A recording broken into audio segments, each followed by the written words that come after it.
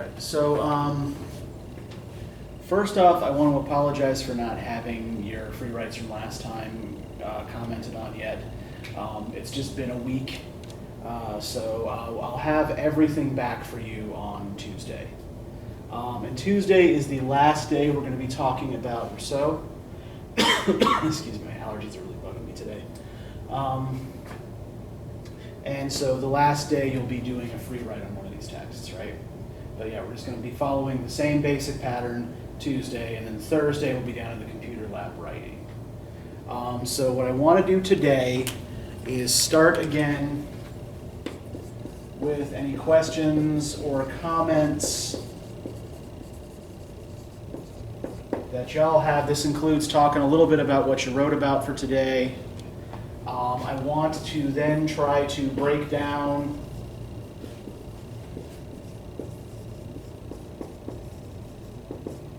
Rousseau's view of government.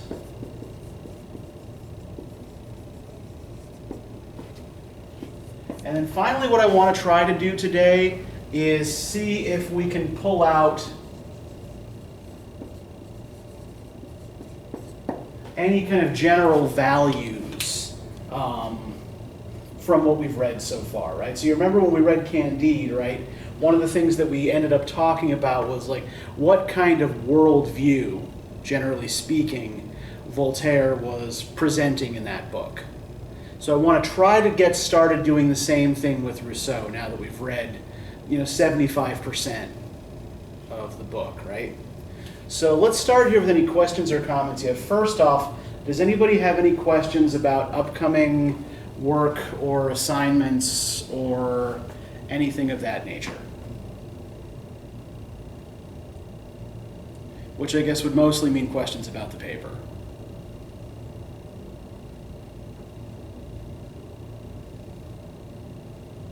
We're good? Okay.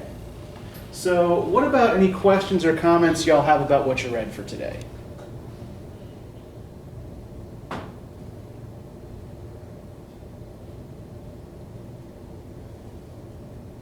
just going to give you a minute to think about this.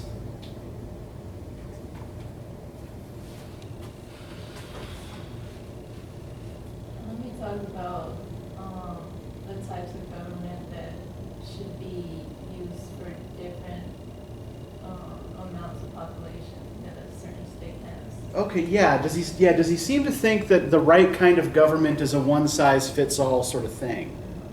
Yeah, what sorts of variations does he talk about? Like, so you mentioned like population size, right? The different different levels of population require different kinds of government, right? What other sorts of variations in a nation's circumstances does he talk about as regards what sort of government best suits them? Well, a smaller one says a democracy government is better.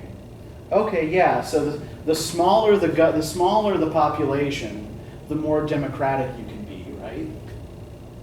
Whereas he seems to think that large populations require a monarchy, right? Which of these, which government type does he seem to think is the worst overall? Which government type does he seem to think is the least good, at the very least? Democracy. It is Democracy and a monarchy, because I read that the one in between is the best without including freedom. Yeah, that's actually kind of an interesting point. Though you said the one in between, right? Does he seem to do that kind of a lot? Like he'll present two extremes and then kind of talk about the thing in the middle as being the best? Yeah, I think somebody in the other section last time, mentioned his idea of the general will as being almost kind of like an average of everybody's wills. Like he even, describes it in terms of like middle and between and mean, right? Words that kind of suggest an average or a middle. So yeah, I think we can kind of actually pull a general value out of here, right, already, that Rousseau seems to generally try to chart things towards the middle, right? If we've got democracy on one end and, a monarchy on the other, then aristocracy in the middle, at least with certain kind of caveats, right, seems to him to be the best mode of government. But what other factors does he think affect what kind of government a society should have? Depending on the leadership, who is actually capable of making the right decisions for the people instead of being selfish. Okay, so yeah, there is that whole thing about like kind of general will versus particular interest, right? Which I think is one of the controlling binaries for the whole piece, right?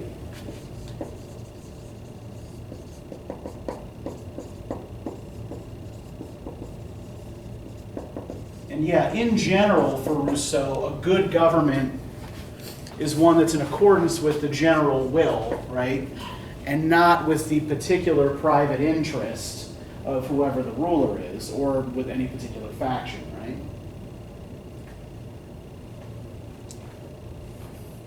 But in terms of choosing a government for a specific nation, right? What other factors does Rousseau mention as variance, right? So we've already had population size, right?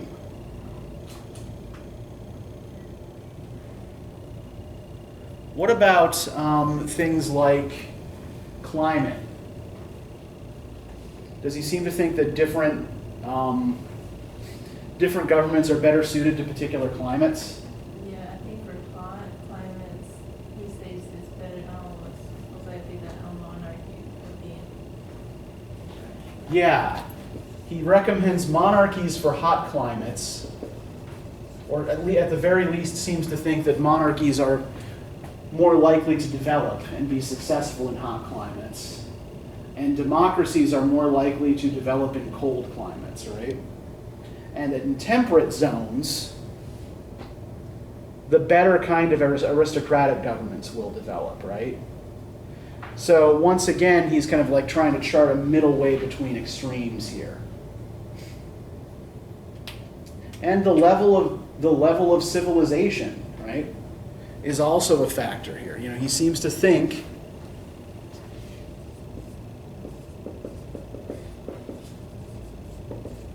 that democracy works best in societies that are relatively uncomplicated, right? That are perhaps kind of more simple and a little bit more rustic. Whereas more sophisticated societies require more complicated government, right?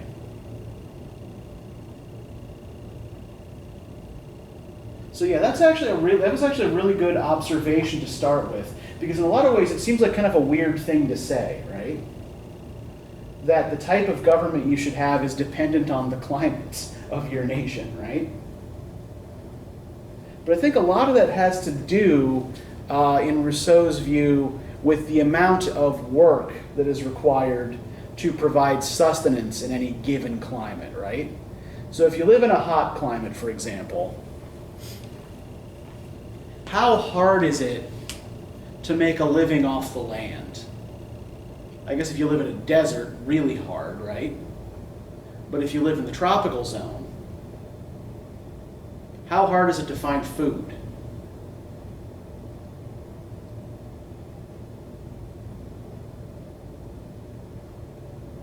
At least in the model Rousseau seems to be assuming.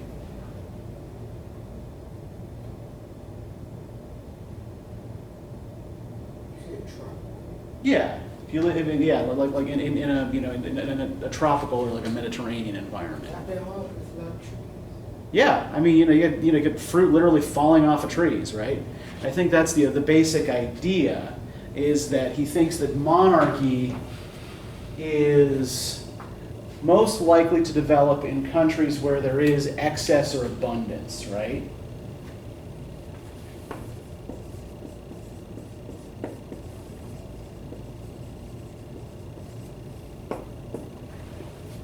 Because when you have abundant food, right, it's easy to keep the entire population fed and still have some left over to support, like a luxury class above, right? This is Rousseau's thinking, not mine, by the way. Now, what about a cold climate?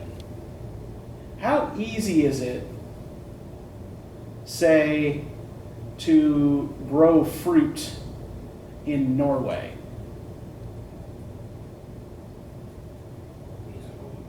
Yeah, not very. Now, if you live on the coast, there's plenty of fish, right? So there's still, but you got to work harder to get those fish than you would have to get fruit in the tropics, right?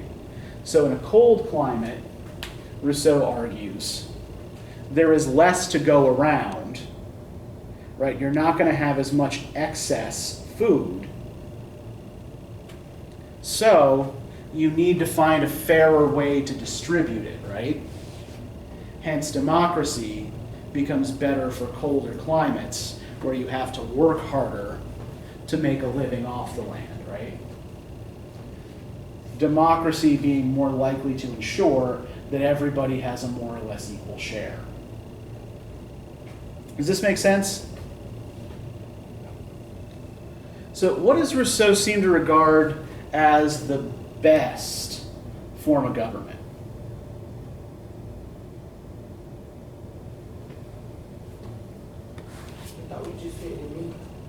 Yeah, and what does he put in the middle?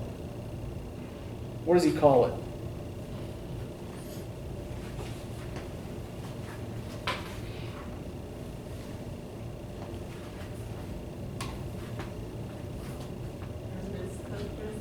Aristocracy, yes. So aristocracy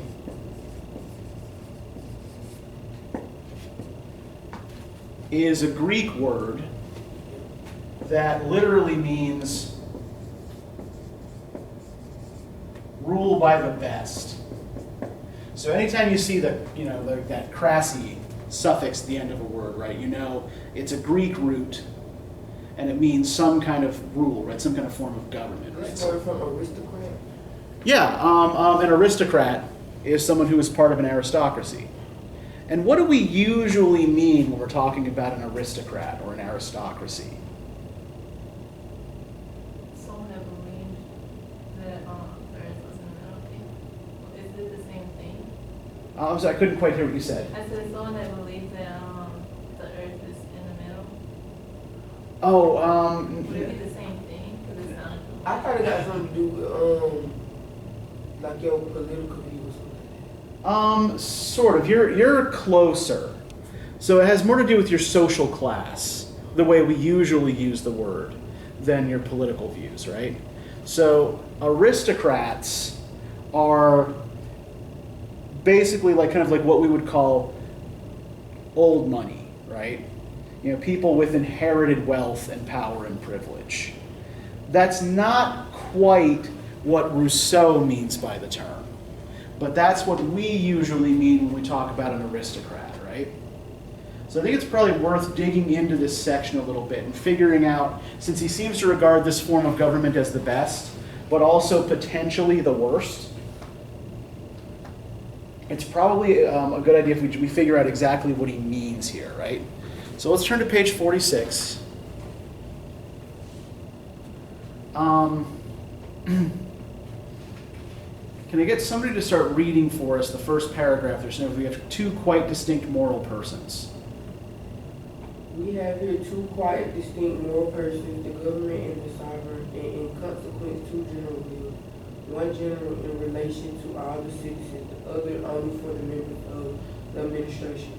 Thus, although the government may regulate its internal policy as it pleases, it can never speak to the people save in the name of the sovereign, that is, of the people itself, a fact which must not be forgotten. Keep going. Yeah, keep going. The first societies govern themselves aristocratically. Yes, The heads correct. of families took counsel together on public affairs. The young bow without question to the authority of experience. Hence, such names as priest, elder, senate, and Gerontes. It means old people. Gerontes. The savages of North America govern themselves in this way even now, and their government is admirable. But in proportion as artificial inequality produced by institutions became predominant over natural inequality, riches or powers were put before age, and aristocracy became elective. Finally, the transmission of the father's power along with his goods to his children by creating partition families made government hereditary, and there came to be senators of 20. Okay, thank you. So what he's giving us here is a kind of history of this particular form of government, right? And what's the difference between the example in the paragraph on the first societies and the paragraph that follows it? So in the first societies, when they govern themselves aristocratically, who does it seem rules? The old people. Yeah, elders, heads of families, right?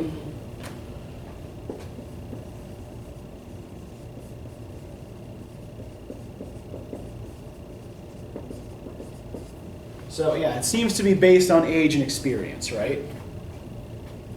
And then in the second paragraph, as artificial inequality becomes predominant over natural inequality. Wealth and power. Yeah, that's wealth, right?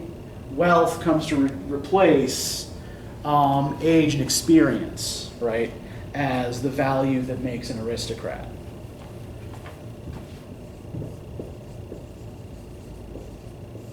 So, does anybody know what the word patrician means? Patrician. Yeah. He says, finally the transmission of the father's power along with his goods to his children by creating patrician families made government hereditary. I thought it was Would it be kind of like nobility? Yeah. So Roman society was divided up into two basic classes, right? It's actually way more complicated than this, but this is the super simple version, right? There were patricians and there were plebeians. What's that? So we learned about them. Okay. So what did you learn about patricians and plebeians? You don't remember. But you remember the words. Okay, then we're going to reinforce it. So, given context here, right, what do we assume patricians are? Who do we assume those people are? Given the context in which Rousseau is using this word. Which Roman families were patrician?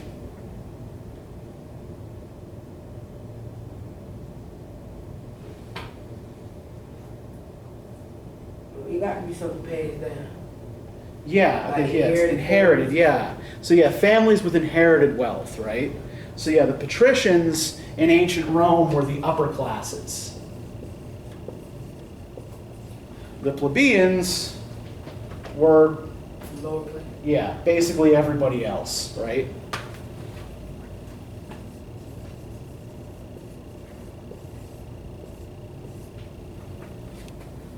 So think of it almost like that, like the patricians is kind of being like the first and second estate, right?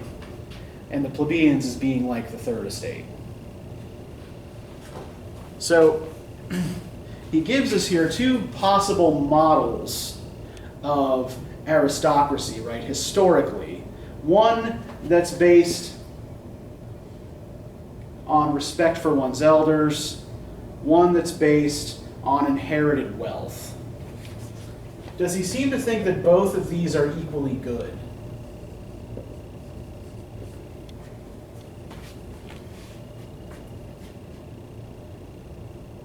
I think he thinks the first one is better because they have experience. Yeah, there seems to be a little bit of contempt in that sentence about, there being, there came to be senators of 20, right? That somebody who's 20 years old, no offense, right, doesn't have the life experience necessary to participate meaningfully in government, right? or at least to be part of, you certainly, part of the general will, because the general will includes everybody, but not experienced enough to govern, in Rousseau's view.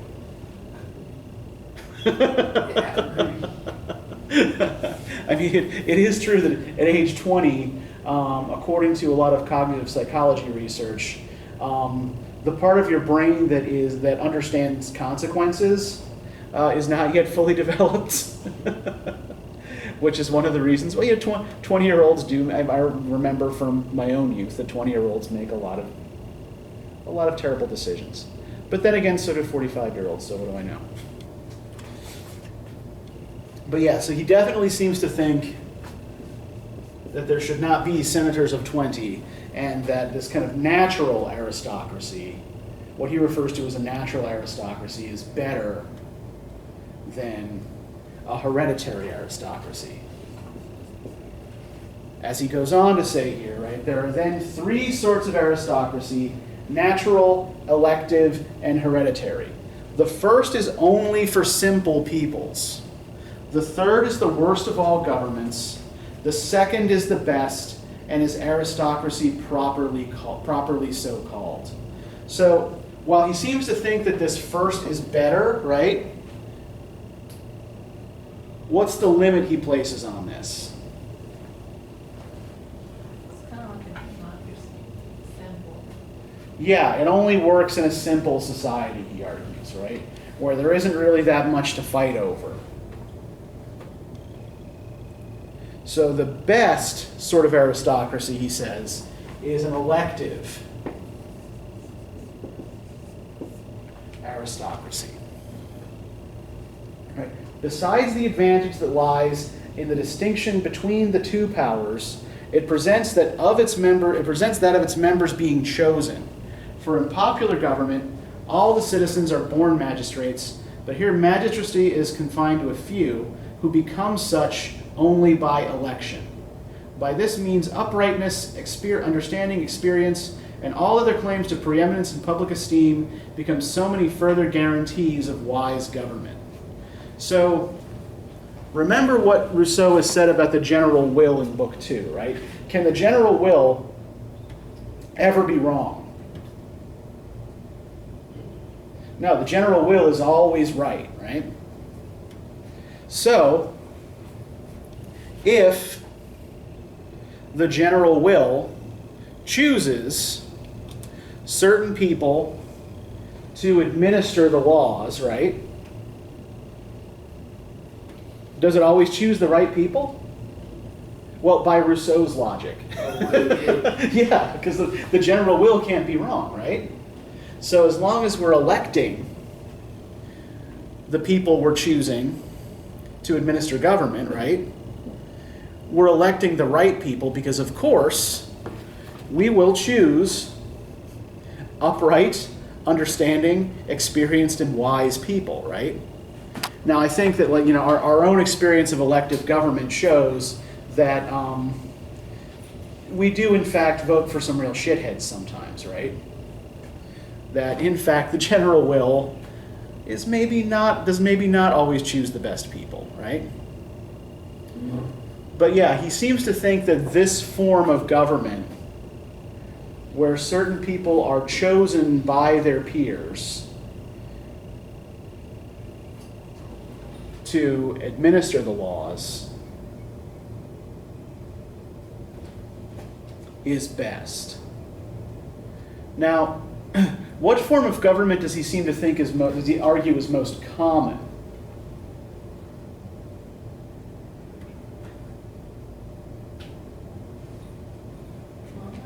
Yeah, he says the most existing governments, at least in 1762, were monarchies.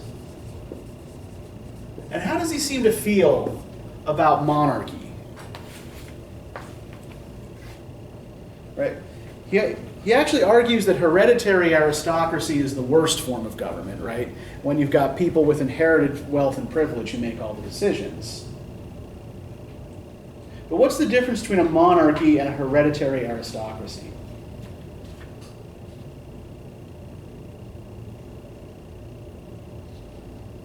Monarchy got absolute power. Yeah. It's one person. Yeah, I mean, in an aristocracy of any kind, you've got power at least diffused among a select group of people, right?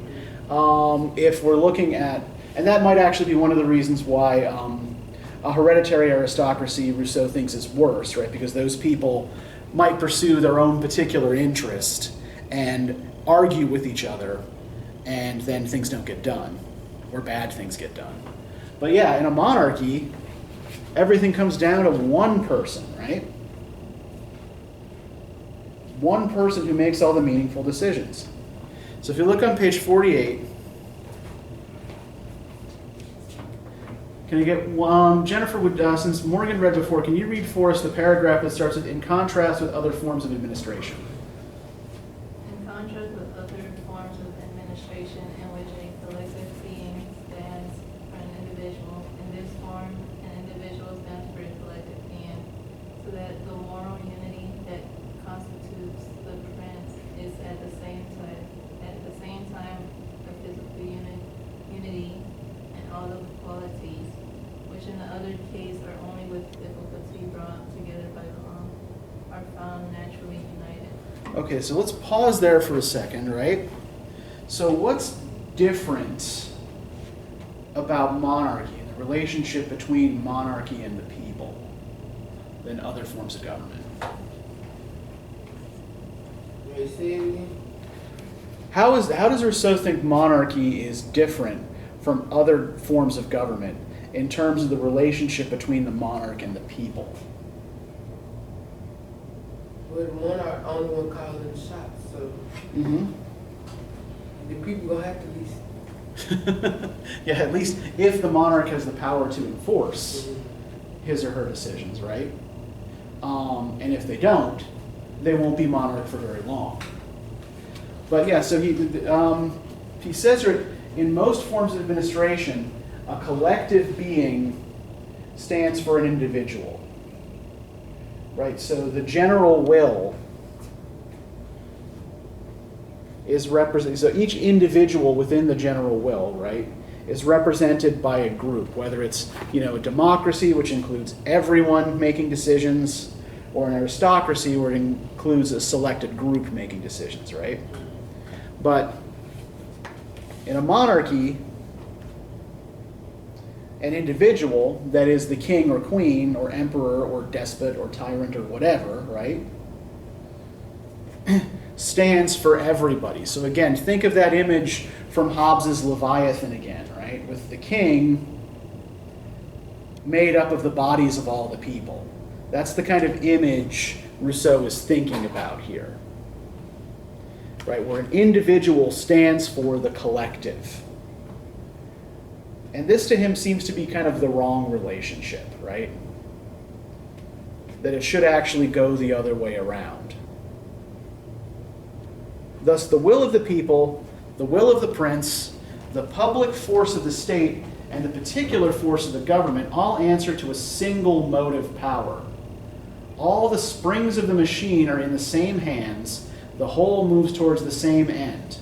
There are no conflicting movements to cancel one another, and no kind of constitution can be imagined in which a less amount of effort produces a more considerable amount of action. Archimedes, seated quietly on the bank and easily drawing a great vessel afloat, stands to my mind for a skillful monarch, governing vast states from his study and moving everything while he seems himself unmoved. So Archimedes, for those of you who don't know, was a famous ancient Greek engineer. But the way he describes monarchy here in this paragraph, what does it sound like it might have going for it? Like what might be the positive feature of monarchy?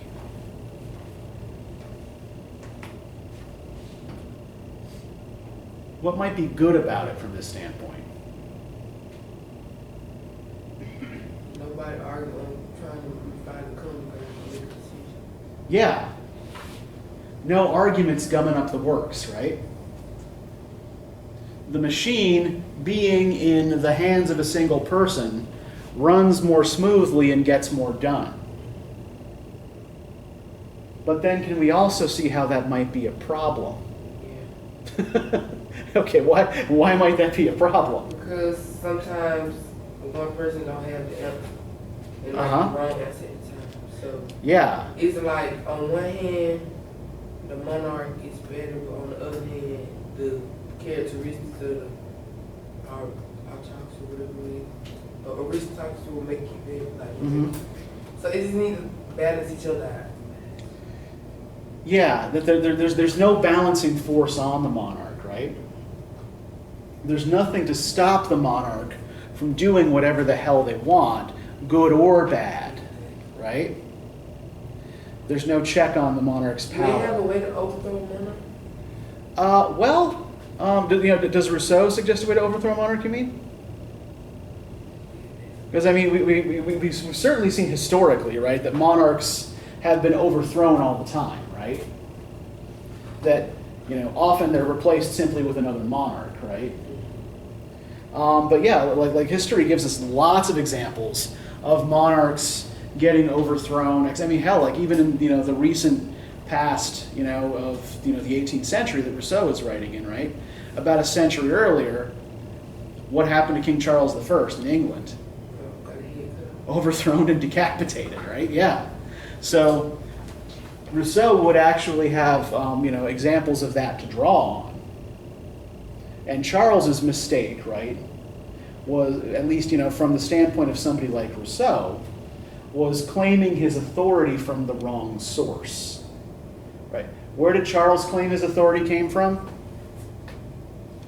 Does anybody remember? From God, yes. Oh. That he was God's chosen representative in England, right? And for Rousseau, legitimacy is caught up in this idea of the sovereign, right? And the power of the sovereign is contained within the people. So, does Rousseau seem to envision a government that serves the people or people that serve the government? How does he think that's supposed to work? Are the people subservient to the government, or is the government the government is supposed to be subservient to the people, right? And this is what he argues other social contract theories get wrong. So let's actually turn for a second here. I want to look at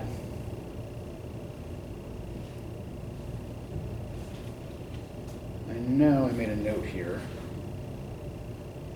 And now, of course, I can't find it. Okay, on page 66, section 16 here, the institution of government is not a contract. So, when we looked at the theories of Hobbes and Locke last week, let's just quickly review these because they'll help what he's saying here make a little bit more sense. What's Hobbes' theory again? I know we keep coming back to this, but it's worth it to keep coming back to it so we remember, right? What was Hobbes' theory of the social contract between the people and the monarch, or the people and the government? People should serve the one in charge. Yeah, basically the people give up some of their rights, liberties, and property to the government in exchange for protection, right? In exchange for security, right? So the government will protect them from foreign invaders and from each other, right?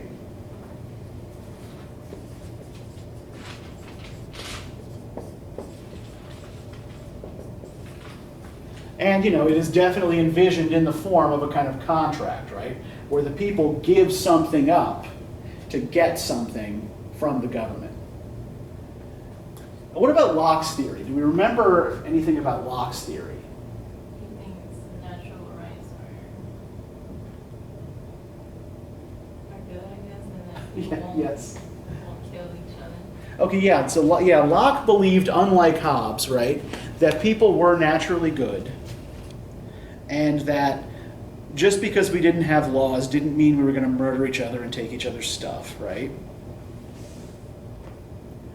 But that we did make contracts with governing bodies, right, so that they would protect our natural rights. So while Hobbes was talking about making a contract with the government for like actual physical protection, right? Locke argues that we make a contract with the governing body so that the government will defend our rights. And if it stops defending our rights, then we have the right to break the contract, right? So let's look here on page 66 at Rousseau's view of this, which is quite different. The legislative power once well established, the next thing is to establish similarly the executive power. For this latter, which operates only by particular acts, not being the essence of the former, is naturally separate from it. Were it possible for the sovereign, as such, to possess the executive power, right and fact would be so confounded that no one could tell what was law and what was not, and the body politic, thus disfigured, would soon fall a prey to the violence it was instituted to prevent. As the citizens, by the social contract, are all equal, all can prescribe what all should do, but no one has a right to demand that another shall do what he does not do himself. It is strictly this right, which is indispensable for giving the body politic life and movement, that the sovereign, in instituting the government, confers upon the prince. It has been held that this act of establishment was a contract between the people and the rulers it sets over itself, a contract in which conditions were laid down between the two parties, binding the one to command and the other to obey. It will be admitted, I am sure, that this is an odd kind of contract to enter into. But let us see if this view can be upheld. First, the supreme authority can no more be modified than it can be alienated. To limit it is to destroy it. It is absurd and contradictory for the sovereign to set a superior over itself. To bind itself to obey a master would be to return to absolute liberty. Moreover, it is clear that this contract between the people and such persons would be a particular act. And from this it follows that it can neither be a law nor an act of sovereignty, and that consequently would be illegitimate. It is plain too that the contracting parties in relation to each other would be under the law of nature alone, and wholly without guarantees of their mutual undertakings, a position wholly at variance with the civil state. He who has force at his command being always in a position to control execution, it would come to the same thing if the name contract were given to the act of one man who said to another, I give you all my goods, on condition that you give me back as much of them as you please. There is only one contract in the state, and that is the act of association, which in itself excludes the existence of a second. It is impossible to conceive of any public contract that would not be a violation of the first. Okay, so this is a lot of text, a lot of verbiage here, right? But how do we break this down? What do we take this to mean?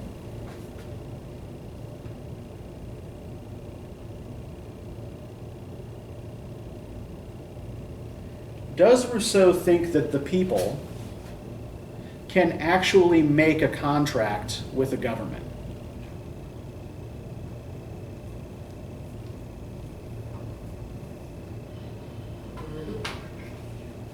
Can they?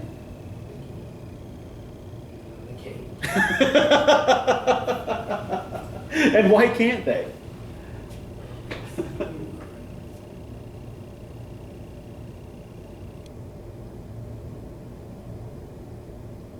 Because one has to command, the other has to obey. Yeah. And does any person, according to Rousseau, within the general will, right, actually have the right to command another person to do anything?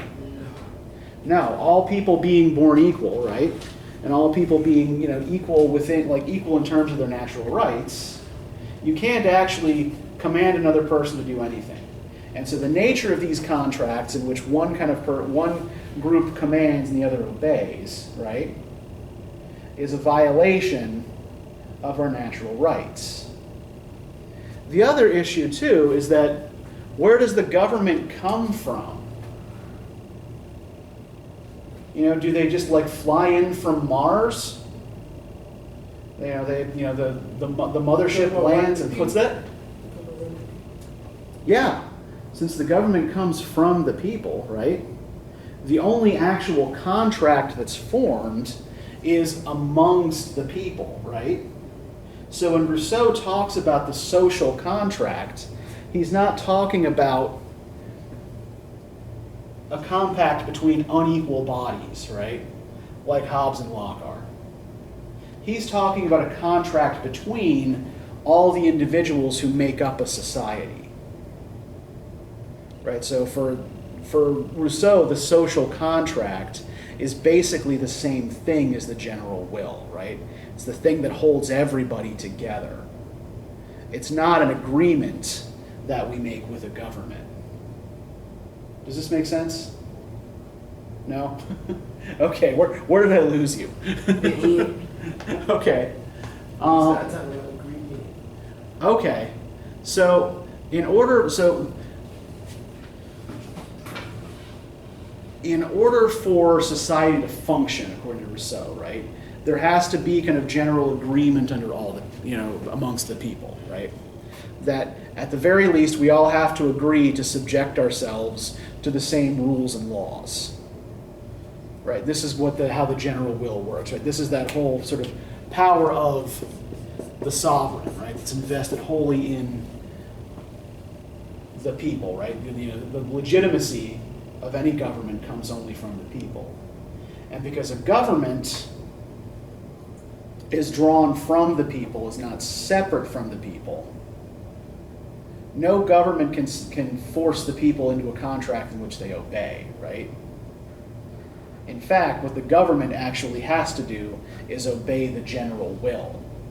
The government has to follow the will of the people, or the government is going to fall. So,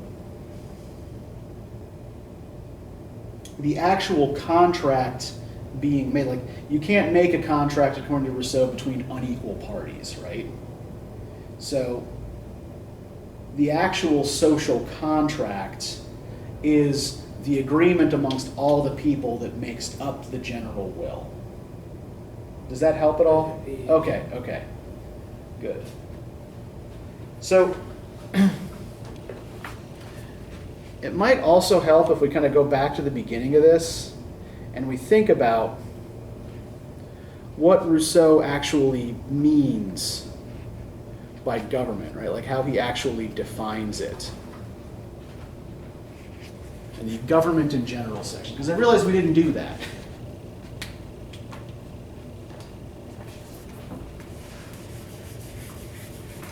And then we'll see if we can kind of pull out from all of this certain general values that Rousseau seems to hold.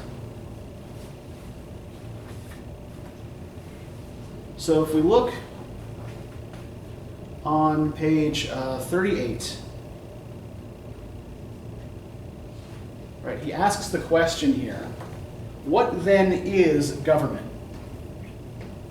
An intermediate body set up between the subjects and the sovereign to secure their mutual correspondence, charged with the execution of the laws and the maintenance of liberty, both civil and political. The members of this body are called magistrates or kings, that is to say governors, and the whole body bears the name prince. Thus, those that hold that the act by which a people puts itself under a prince is not a contract are certainly right. It is simply and solely a commission, an employment in which the rulers, mere officials of the sovereign, exercise in their own name the power of which it makes them depositaries. This power it can limit, modify, or recover at pleasure. For the alienation of such a right is incompatible with the nature of the social body and contrary to the end of association.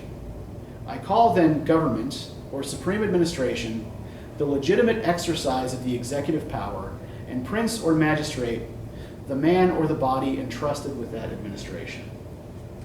Okay, so again, let's just kind of sit with this for a minute and try to break it down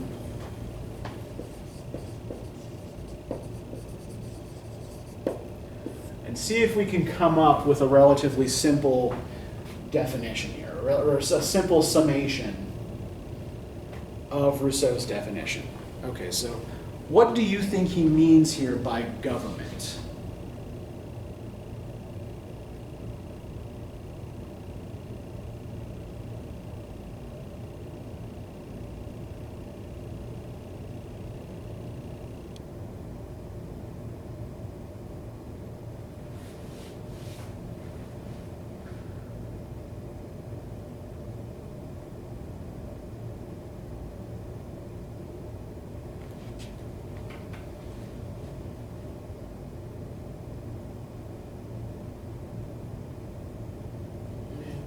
You say a power in charge of executing laws and maintaining the liberty for the people. Okay, yeah, that's actually a pretty good summation there. Yeah, that it's a body that is charged with executing the law and protecting the rights and liberties of the people, right?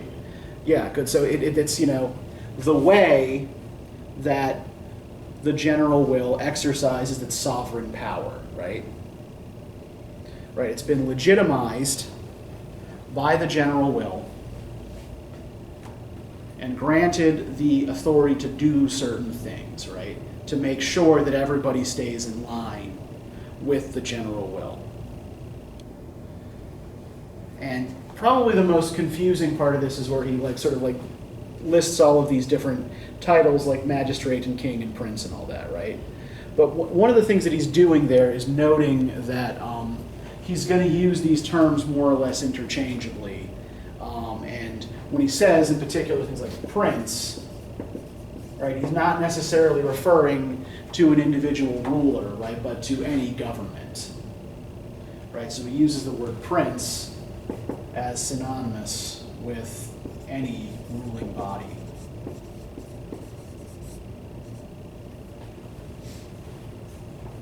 Okay, so let's back up for a second, and based on today's discussion and Tuesday's, let's see if we can pull out some general values from this and a general kind of worldview. So, what do you think Rousseau thinks of as good and as bad, based on what we've read so far? What he thinks is good, people, the government and the people working together. Okay, yeah, the idea of the people and the government working in concert and in harmony, right? Mm-hmm. All right, good.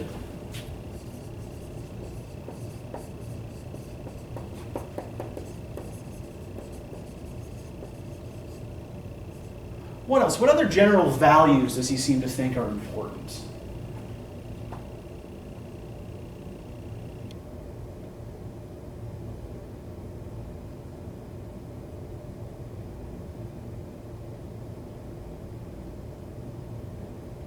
Does he seem to think that individuality is more important, or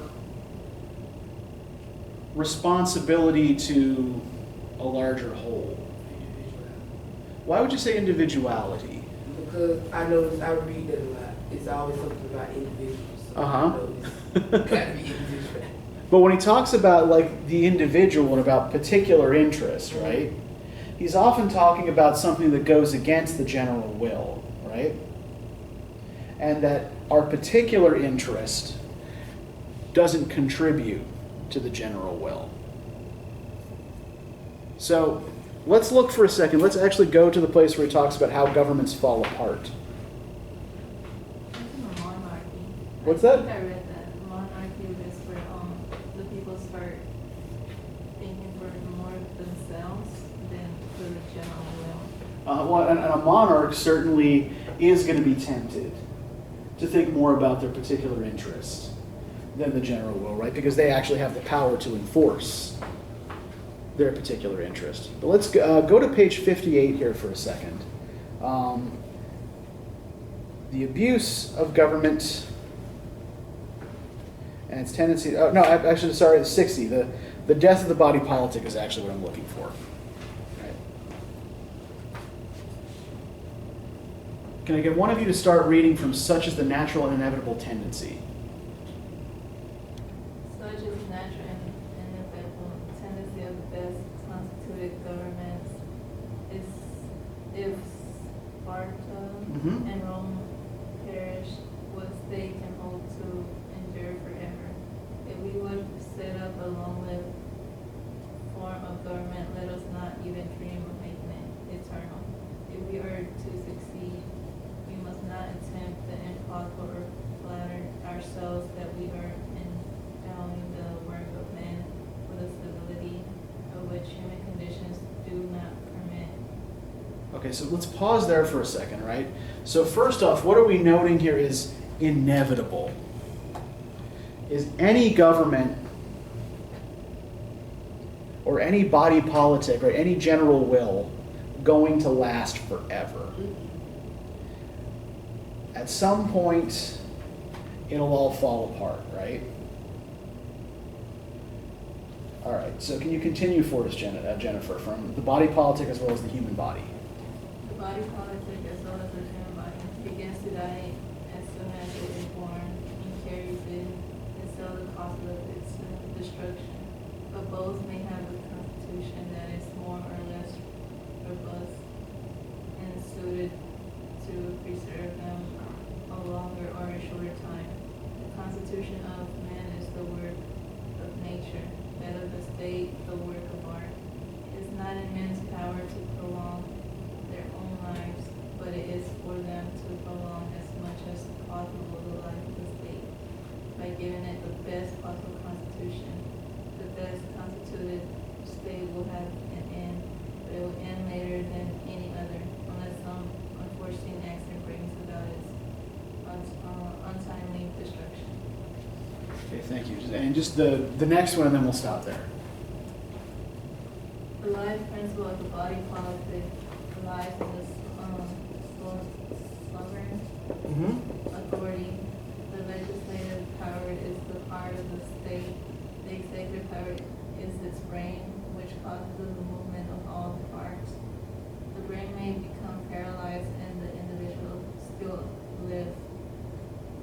A man may remain imbecile and live, but as soon as the heart ceases to perform its functions, the animal is dead.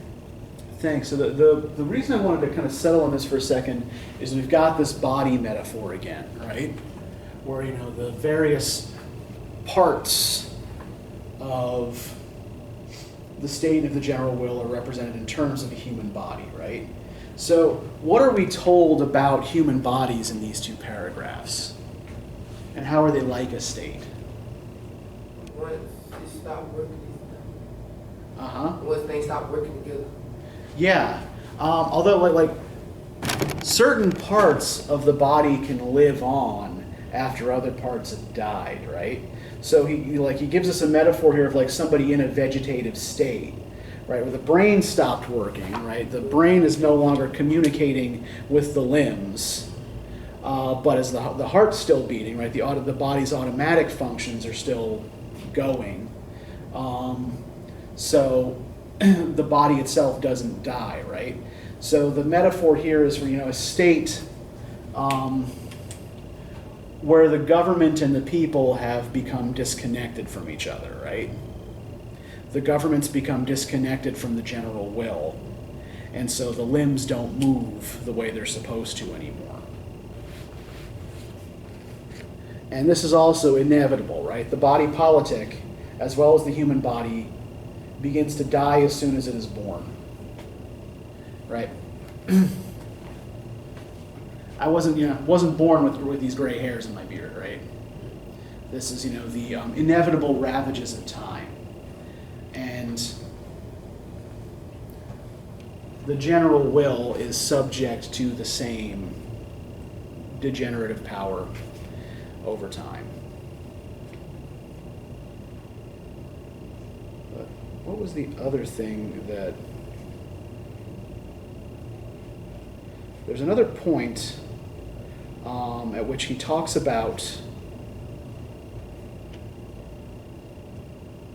people's private interest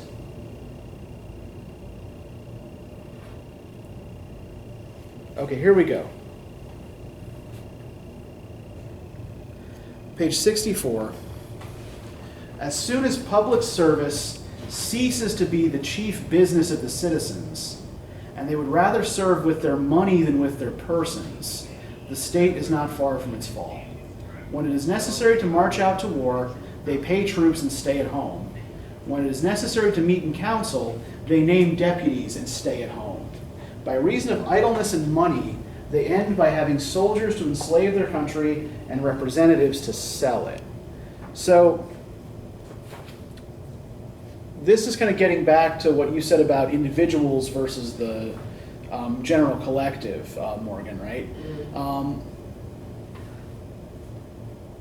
Is the individual and the individual's comfort really more important to Rousseau than our public responsibilities, right? Does our private happiness matter more than our public responsibility to him? What happens when we start to neglect our public responsibilities? You go back to not being free, your freedom just goes back. Exactly, yeah. Like the part, one of the kind of paradoxical things about this, right, is that in order to maintain your freedom, you have to continually participate and kind of like give up of your time and your energy to the general will, right? So he talks about how periodically the people have to assemble to reaffirm their social contract, right? You know, whether it's through elections or, you know, kind of public debate or that sort of That's thing. what I Right? wrote about. Oh, okay. The strength of the people. Yeah. And the strength for Rousseau usually seems to find the people's strength in unity, right? All right. So since we started early, we're actually exactly out of time right now. So let me give you, we'll pick up on that next time, that idea, kind of strength and unity. And let me give you the guide questions for next time. And then I will let you go. So Thursday we start writing.